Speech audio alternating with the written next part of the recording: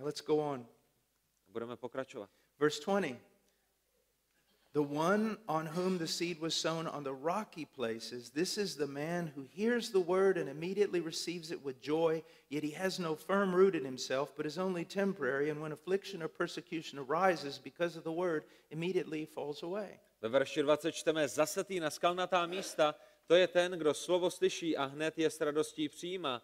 Nemá však v sobě kořen, ale je nestálý. Když pak nastane soužení nebo pronásledování pro slovo, i hned odpadá. Now look what's going on here. Podívejte se na to, co se zde děje. He hears the word On slyší slovo and immediately receives it with joy. a okamžitě ho přijímá s radostí. He's not just repeating a prayer and asking Jesus to come into his heart. To není člověk, který jenom opakuje nějakou modlitbu a prosí Ježíše, aby vstoupil do jeho srdce. He receives the word with joy. On přijímá slovo Boží s radostí. I mean, all the evidence points to the fact that this guy is converted. Veškeré důkazy ukazují na to, že tento člověk je znovu zrozen. But then what happens? Ale co se děje potom? We see he's really not.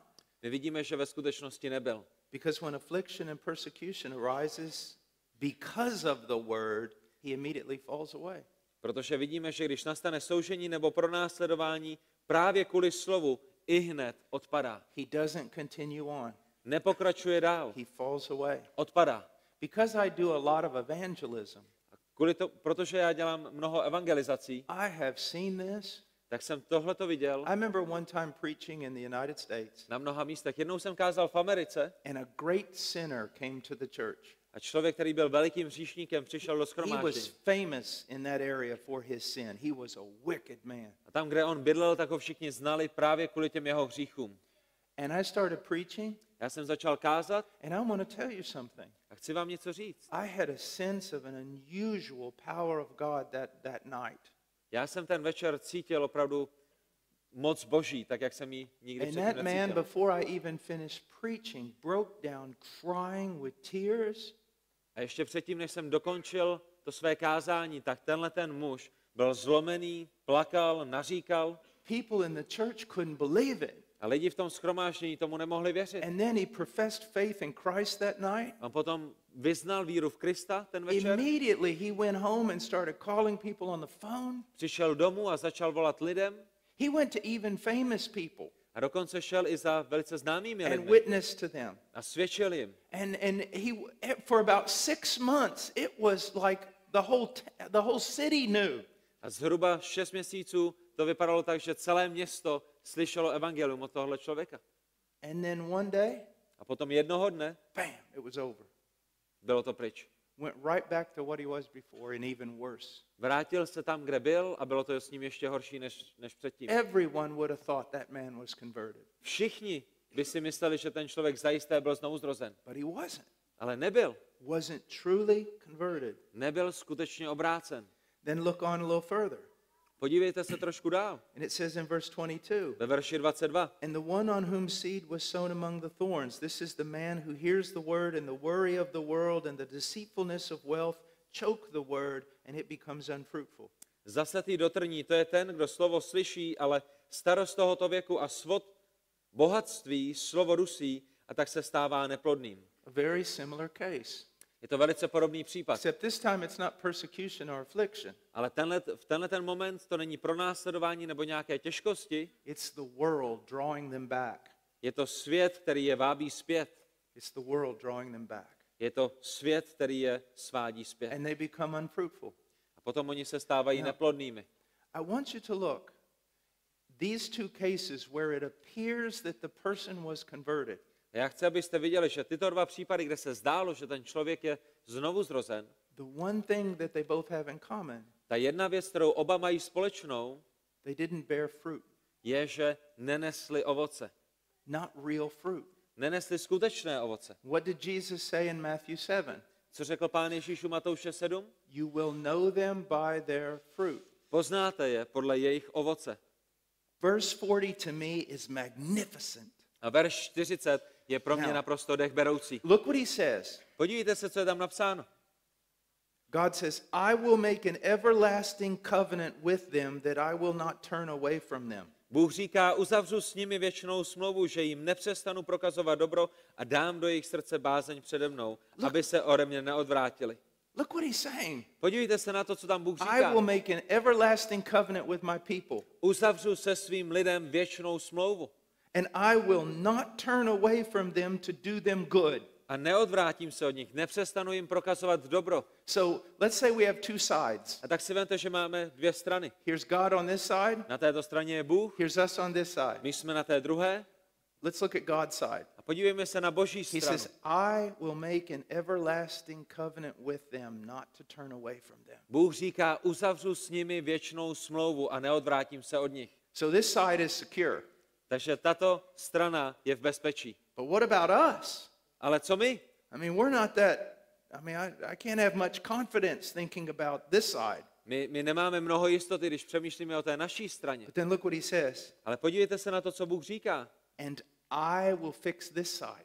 Bůh říká, já opravím, já napravím i tuto druhou stranu. I will put the fear of me in their hearts so that they will not turn away from me. Do jejich srdce vložím bázeň přede mnou samým, proto, aby se ode mne neodvrátili. Do you see what he's done? Vidíte, co Bůh udělal? He's fixed it. Bůh to napravil, Bůh to I mean, he opravil. has made this whole plan is perfect. Jeho plán je dokonalý.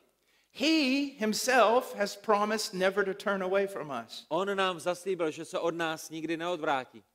But he knows us. Ale on nás zná. We'll turn away from him. On ví, že my bychom se od něj But odvrátili. he's fixed that problem too. Ale on napravil i tento problém. He says, I put the fear of me in their heart. Vložil do našich srdcí bázeň před ním samotným. He'll change our heart. On změní naše srdce. He'll renew it. On je obnoví. He'll give it life. Způsobí je He'll živými. give it new affections. Dá nám nové touhy. He will put his fear in us Dá do nás jeho bázeň. that we will not turn away. Abychom se od něj neodvrátili. And if you turn away, A pokud se odvrátíš, it's because you never were a part of this. tak je to kvůli tomu, že jsi nikdy nebyl součástí těchto věcí. Do you see that? Vidíte to? If someone turns away Pokud se někdo odvrátí and remains hardened for the rest of their life, a po zbytek svého života je zatvrzelý, they didn't lose their salvation. tak nestratili své spasení. They proved that they never had it. Pouze dokázali, že ho nikdy neměli. Now, one time I was in Romania preaching, like many years ago, Před mnoha lety já jsem kázal v Rumunsku. and the pastor said, Brother Paul, there's a young man here who just seems to be converted, but he has almost no assurance. Přišel za mnou kazatel a říká, bratře, je tady jeden mladý bratr, který vypadá, že je znovu zrozen, ale on nemá žádnou jistotu svého spasení. Would you talk to him? Mohl by si s ním mluvit? So I said, sure. Ano. So I went through many things about salvation. A tak jsme mluvili o mnoha věcech týkajících se spasení. I went through 1 John, the whole book with him. Prošli jsme celou knihu 1. Jana společně. And he says, he was just so weak. He was so confused about things. A on byl velice slabý, on byl velice zmatený v mnoha věcech. So this is what I did. A tak tady je to, co já jsem udělal. I looked at him and I said, you know, this whole Christianity thing, it's just not doing you any good. Já jsem se na něj podíval a říkám, hele, víš co, tohleto křesťanství, to není pro tebe dobrý. You're miserable. Jsi úplně na šrot. I mean, are you really happy? Jsi opravdu šťastný? He said, no. On říká ne. I said, how old are you? Já mu říkám, jak jsi starý? He said, I think he said 23 or something. Myslím si, že řekl 23. You know any good discotheques? A říkám mu, znáš nějaký dobrý diskotéky? You know, bars? Nějaký dobrý bary? He said, yeah, Říká, jo, before I was a believer. předtím, než jsem byl věřící. I said, well, don't come to the service tonight. A já mu říkám, hele, nechoď dneska večer na shromáždění. Why not? Proč ne? I want you to go to the bars. Já chci, aby jsi šel radši do baru. He said, what? On říká, co? I said, I want you to go party. Chci, aby jsi šel pařit. I mean, I want you to get as wild as you possibly can. Chci, aby jsi byl tak divoký, jak divoký jenom můžeš He být. said, what? On říká, co? I said, you know any girls? Já mu říkám, znáš I nějaký mean, holky? not Christian girls, just girls. Nemyslím křesťanský holky, ale He holky. goes, yeah, but I don't hang around them anymore. I said, well, go find them, call them. Do you have their phone number? On říká, jo, já znám holky, ale já už se s nima I said, I nestýkám. want you to go out and tear the town apart A já mu tonight. říkám, ne, běž, vem telefon, zavolej jim He a goes- chci, aby celé tohleto město vědělo, že He patří. said, I can't do that. A on říká, já to I nemůžu said, why udělat. not? A já mu And říkám, now we're proč ne? yelling at each other. A teďko na sebe křičíme, People are looking up in the balcony at us like, what in the world's going on? lidi se koukají na balkon, co se tam děje. I said, go out now. A já mu říkám, I don't teďko want to see běž, your face here. já už tě tady nechci vidět. Go party. Běž a Go pas, sin. běž a Commit hřeš, adultery. běž a He goes, I smilni. can't. A on říká, já Why nemohu. can't you? Proč nemůžeš? He said, because I fear God. Nemůžu, protože mám bázeň před Hospodinem. And then I went, A potom já mu říkám, and I will make an everlasting covenant with them that I will not turn away from them. a uzavřu s nimi věčnou smlouvu, že jim nepřestanu prokazovat dobro. And I will put the fear of me in their hearts so that they cannot turn away from me. A dám do jejich srdce bázeň přede mnou, aby se ode mne neodvrátili. He went like this. Where is that in the Bible? A on mi říká, I said, right here. kde tohle je napsané v Bibli? A já jsem mu to ukázal. I said, that's me. A on říká, to jsem That's já. me. To jsem já. He says, I still sin. A on říká, já pořád hřeším. I said, I know. A já říkám, já vím. So do I. Já taky. But I can't leave him. I have no place to go. I would be terrified to walk away from him. I can't leave him. A on říká, já ho nemohu opustit. Já nemám jiné místo, kam by jsem šel, já ho nemohu opustit. Já bych byl vyděšen, kdybych ho opustil. I said, why do you think that's true? A já mu říkám, proč si myslíš, že to je pravda? Because he's made an everlasting covenant with me. Protože on se mnou uzavřel věčnou And he's smlouvu. put his fear in my heart. A vložil do mého srdce bázeň před ním samotným. I said, sounds good to me. On říká, to zní dobře. So let's not go to any bars tonight. Takže nepůjdeme do žádného baru dneska večer. I'll let you come back to church. Já tě nechám, aby si se vrátil večer do shromáždění.